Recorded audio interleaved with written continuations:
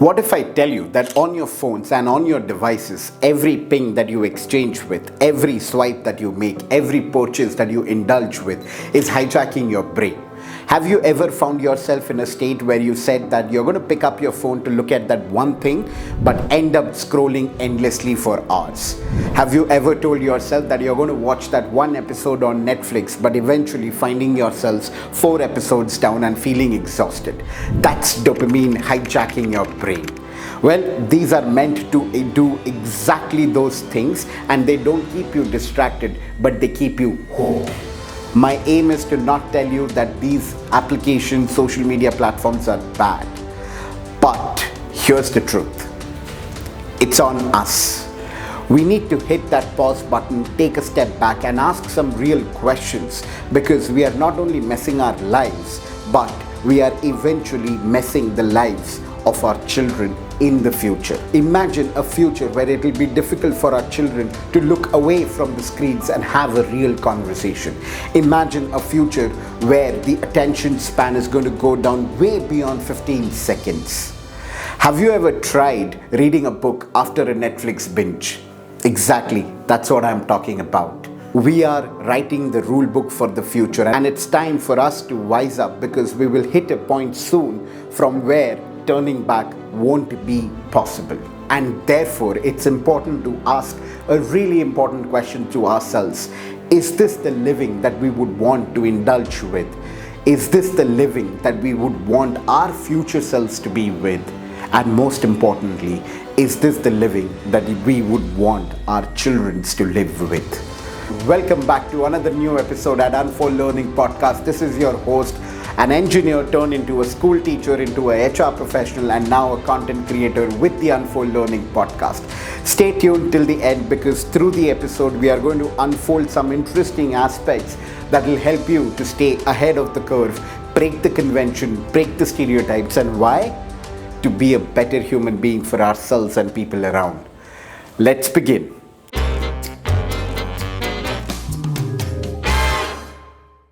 Let me start by the science of the dopamine or dopamine culture. Dopamine is a neurotransmitter, and it's responsible for motivation, pleasure, reward, and quick validation. But here's the kicker. It's not just the feeling of getting something that triggers dopamine, it's the anticipation of it. The endless scroll on your phone, the next episode button on the Netflix, that's dopamine pulling you back and keeping you for longer. Essentially, dopamine is released not just during pleasure, but in anticipation of it. Example, think of the times that you would have refreshed your Instagram feed, right? Or your YouTube Shorts feed. Why? In anticipation of a new content. Go back to the time where you would have posted something, and the times that you would have gone back to the page to see how many likes you have received, what comments you have received, and most interestingly, who all have seen it. That's the dopamine hijacking your brain. It's the immediate pleasure of seeing something new. It's the aspect of anticipation which then leads to those short-term validations. There are a lot of studies done on this, and some that I quote from the Stanford University and also the Journal of Neuroscience in 2021, where they have shown that every like or notification triggers small dopamine release, keeping us addicted on our devices. And this is where it gets problematic. Our brains are now accustomed to that constant small bursts of pleasure, meaning where we are always chasing till the next hit. And what happens? We start to lose the ability to feel fulfilled, satisfied by deeper and more meaningful experiences. And this takes me to the next part, and this is where my reason lies to bring this particular topic with you all, which is essentially the long-term impact on our brain and our lives. Let's talk about this dopamine addiction and how it really affects us over time. The more we chase these short-term rewards, our brains become desensitized to pleasure, triggers of happiness which are short-shelved, and those triggers of validation. What does this mean? what used to bring us joy, like hanging out with friends, going out for a meal, having a long conversation, reading a good book, or achieving a personal goal, which would be a function of a long term plan, stops being as fulfilling as they should be. We need more stimulation to feel at the same level of satisfaction. Let me give you an example. How often do we see at work people or individuals who are engaged in a project or in an aspect which is long term, which tests your resilience, which tests your ability to abide by a process, come back in the middle and say that they are demotivated, they are not getting the acknowledgement that they need? Well, the root cause is not really in the work that they do, but it is actually in the aspect of lacking those quick, those immediate, those short-term acknowledgements, moments of success, triggers of validations and anticipations. Right? I mean, imagine how many of us would actually go into a skill of farming and the process that it will involve, where there may not be quick success or quick wins, right? That's what this dopamine hijack does to us, does to our brains, and eventually impacting the way we lead our lives. Let me give you another relevant example. Well, there are a lot of research which outlines that not many are able to abide by their New Year resolutions. Why? Because it involves long-term process and it doesn't involve those quick successes. It doesn't involve those quick validations. Hitting to a gym is a process. Having a habit of reading is a process. There are no quick likes, quick comments, quick validations, or the new feeds that would come in. And that is something that these days we are refraining because we are so accustomed, our brains are so desensitized to the aspects of pleasure, wins, and those moments of joys with moments of validations that are quick and short-lived. In a simple language, our brains have sensitized itself for instant rewards. Now, let me show you an example, right? On the screen, you would be seeing an illustration which calls out the evolution of our engagement and its impact on our nervous system, right? How we consume content and experiences has changed over time and has started to impact our nervous system. If you look on the screen, starting from the left, are some of the aspects that one would do: athletics, journalism, or consumption of news, video, music, images, essentially entertainment, communication, relationships, etc. Now let's actually focus on one: communication. Now when we go back in time and let's say we call it the slow traditional culture, it was about handwritten letters, right? Which then moved on to the voice emails or the memos. And then now it has gone on to short texts, even to a point of verbiages and the acronyms that we use. Right? Look at that evolution. Look at that evolution with respect to athletics or, playing a sport. It was about playing a sport. How often do we see kids actually going out and playing a sport and different kinds of sports? Then how it transitioned into watching a sport. And now it's about gaming. Like these days, I wonder what children find joy in watching someone else play a game, doing a commentary over it, and then they are watching that endlessly. They are completely hooked onto it. I mean, what good is it doing to them physically, socially, and psychologically? Have you ever wondered that? Have you ever considered that as a thought? It goes on to relationships as well. I mean, when it was about understanding an institution of a relationship, the process that it involved to be invested, and how it has transitioned into the aspect of swiping up, down, left and right. In many ways, our nervous system has become dysregulated, right? And imagine the impact of it on us, our future selves, and more importantly, our children who are yet to view the world. Some more research for you. Dopamine desensitization weakens focus, discipline, and the ability to achieve long-term goals. A lot of research has stated that how these aspects have started to impact us at a level of social, physiological, psychological, mental, emotional well-being. And this very well dovetails into the whole idea of consumerism trap and the dopamine economy. Let's see how this really fits into the cycle. Companies are making billions by tapping into our brains craving for dopamine. Ever notice how online shopping platforms, let's say Amazon, are designed for one-click purchases? That's intentional. It's all about feeding your brains needing to have quick dopamine. Let me give you an interesting example. Have you ever bought something online which made you feel really excited and you were looking for it, but very soon you kind of realized that it was a distant memory, right? And you are now looking for something next. Why? Because dopamine is that short-lived. It fades away. It gives you that sudden surge or a trigger of happiness, of joy, of pleasure, of that validation. But then, like this, it goes away as well. 85% of e-commerce purchases are driven by impulse and not necessity. And this isn't just bad for your wallet, but it is bad for the mental health.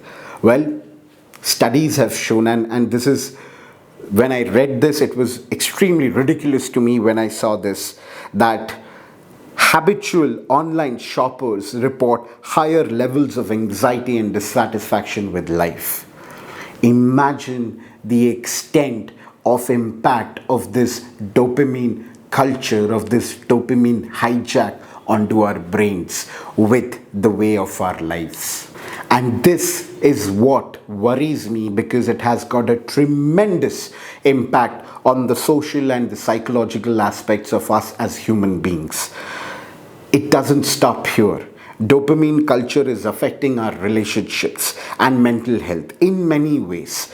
We have entered a state of what experts call continuous partial attention. I repeat, continuous partial attention, where you are never fully present in the moment because your brain is constantly looking for what's next, what's going to happen, what's that anticipation, and what's that next dopamine hit.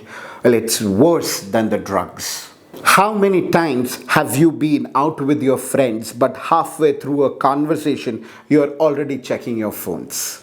This fractured attention is damaging our ability to connect deeply with others and to actually have a conversation where you can articulate, comprehend, and listen deeply to make people feel that they belong, to make yourself feel that you belong. And let me tell you, it's not just you. 60% of young adults report feeling emotionally distressed, disconnected, even when they are surrounded by people. Why? Because of this dopamine culture that is hijacking our brain. And the worst part of it is right in front of us, but we choose to ignore it. Maybe for convenience, maybe for that quick hit of pleasure. Continuous partial attention is leading to emotional disconnection and shallow relationships. And then we wonder why people are breaking off with each other. And then we wonder why people are moving away from each other.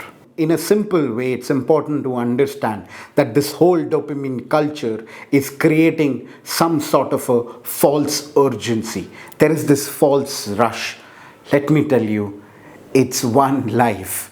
And we are not in a race. We are not competing with anybody. It's just about how we evolve to be better from the day before. And it takes time. It tests your resilience. It's about your temperament. It's about engaging in a process. It's not about quick wins. It's not about anticipation. It's not about certainty. It's about being and being there in the present. Well, that's the context that I thought I will share with you. If you're interested, let me know in the comment section. By the way, there are a lot of research that is out there. I don't know if there are that many YouTube videos about dopamine culture. Maybe, maybe not. But if you're interested, then we can deep dive further. But primarily, I wanted to set some context and essentially leave you with this last part, because honestly, I have been myself a victim towards this, and I'm not saying I'm completely out of it. I'm in a process, and I thought I'll share my process with you all. I'll share my journey with you all, essentially help you to first unlearn and then learn basis my experience. Like I always say, that it's an experiment. You want to try it, what I did, try it. If it works, great. If it doesn't, it was an experience at the first place. You can choose to be hijacked irrespective, right? So here are a few things, right, what I really did about this, and I wanted to give you some practical steps to make an attempt to break free from this dopamine culture. Because let me be very clear and honest with you, the social media applications, the platforms, etc., they are here to stay. In fact, they can be more intuitive. They will become more intuitive. It's not going away.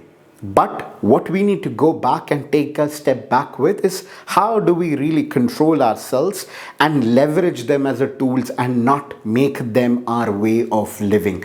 That's my humble intent to share with you. Let me give you some insights. By the way, knowing the problem isn't enough. We need to take action, and hence I want to leave you with some tangible actions that you can practice from today. Again, going back to the point of staying ahead of the curve, breaking the convention and the stereotype. Why? To be a better human being for ourselves and people around. If we don't take control of the dopamine culture, we will erode our ability to focus, to be connected, and achieve our long-term goals. In a simple way, we will become insecure, more insecure. Here's what we can do. We need to retrain our brain. Remember the point of desensitization? We need to sensitize our brain to seek for deeper, meaningful experiences and rewards, not just quick fixes, which we are bombarded every day. Now, these are the three things that I am doing or I have done, and that has kind of helped me in many ways. Number one, now again, caveat, a lot of other videos, other content that I was looking at, these three things have been trivialized in many ways. But remember, it's not about looking at it from a surface level. It's about experiencing it, and experiencing it smartly, right? By being practical. Number one, digital detoxing. You would have heard it, I'm very sure, but trust me when I say this, it would have had some connotation of triviality or some non-serious aspects. But detoxification of digital aspects should be done smartly. Instead of going cold turkey, completely stopping yourself, oh, I'm not going to, look at my phone. It's not going to happen. It will happen. You need to be smart about how you're going to use your phone and the social media application. Don't be unrealistic. Be realistic about it. Set some specific times during the day when you will use specific apps. One practice that has kind of helped me in a big way is to put all my social media apps within the different layers of my phone, not like on the home screen, removing them from the home screen. It actually impacts, right? There are a lot of applications which you can download, and when you click a particular social media application, it will ask you, are you really sure about this, right? You will get about 5 to 10 seconds to think about it. It really helps for you to take a pause, take a call. Do you not want to? Right? And that kind of helps. Well, there are do not disturb features that you can use during your key moments, like while you're having a meal, while you're reading something, while you're prioritizing something. Make sure you have specific aspects that are interweaved into your day-to-day actions. A simple action could be having at least one meal a day with your family, with your people. So there are these things of digital detoxifications where you are actually choosing how would you want to use your phone and the applications on it. Keep it not on your home screen. Time yourself. Do or plan some activities where you would want to be with your people and engage in something deeper, meaningful, and a bit longer. Right? The second one is slow living. Well, I have seen a lot of people who come back and say that, we want to do the hustle, we want to do it, right? Nobody is stopping you. Understand the deeper value of slow living. What is slow living? It is actually engaging in activities that takes time and focus. Hustle is not about doing multiple things in a halfway, right? Stopping right when you get the immediate success. It's about consistently being at it, right? Prioritize those things, like something that I do over weekends where I need to take some time to take a step back is actually going out and washing my car, because I know it will take time. It will help me to be away from the digital accessories, the gadgets, etc. Taking a long walk, exercising, giving myself that time to work out or even to meditate, journaling, reading a book, right? You need to do that so that you can help yourself take a step back and not spiral into the whirlwind of dopamine culture where you are not only distracted but you are getting hooked across the spans and layers of the algorithm. Another example is prioritizing cooking, maybe once in a week, twice in a week. Well, digital detoxification, slow living has resulted into less levels of stress and anxiety and insecurity. The third one that is extremely important and that has worked for me in big ways is setting boundaries for consumerism. I know it's a big billion-day sale in India. There are a lot of applications that are giving you offers on multiple things. It's lucrative. You are hooked onto it. You want to get as many things as possible. But hey, take a pause, take a step back and ask yourself, what is it that you really want and what is it that you really need? And if your want list is more than what you need, you have the answer. Another simple way that you can, avoid yourself to get into the trap of consumerism is when you have the urge to buy something online, give yourself 24 hours. I call it to be the 24-hour rule. Wait for it for 24 hours, sleep on it, and next day, if the same urge stays, go for it. Why not? Right? But trust me, out of the 5 things that you would think that you would want, you sleep over it, it'll come down to one thing. And in many ways, these 3 things, digital detoxification, prioritizing slow living, and setting boundaries for consumerism, by being smart, by being realistic, you will help yourself to not fall into the trap of impulsive dopamine hits, which are short-lived. Here's the bottom line. The dopamine culture is hitting all of us, but the real power is within us. You don't have to be a slave to your phone, to these applications, right? They are because of you. You are not because of them. Try and understand this, tell it to yourself and internalize this. If you think with this video and the content that I shared with you and the experiences and the practice that I kind of laid out has helped you to at least think on this, well, let me know in the comment section. Do drop in a like and do share it with as many people as you think will be important. Because trust me, it is on us to get out of this, because we are writing the rule book for the future and the future of us in it and our children in it. That's my time. Thank you very much for being there at the Unfoldlearning Podcast. This is your host, Kaustav, and I will see you soon in the next episode with something new, with something interesting that will help you to stay ahead of the curve, break the convention, break the stereotype, and why? To be a better human being for yourself and people around. Thank you very much for being there.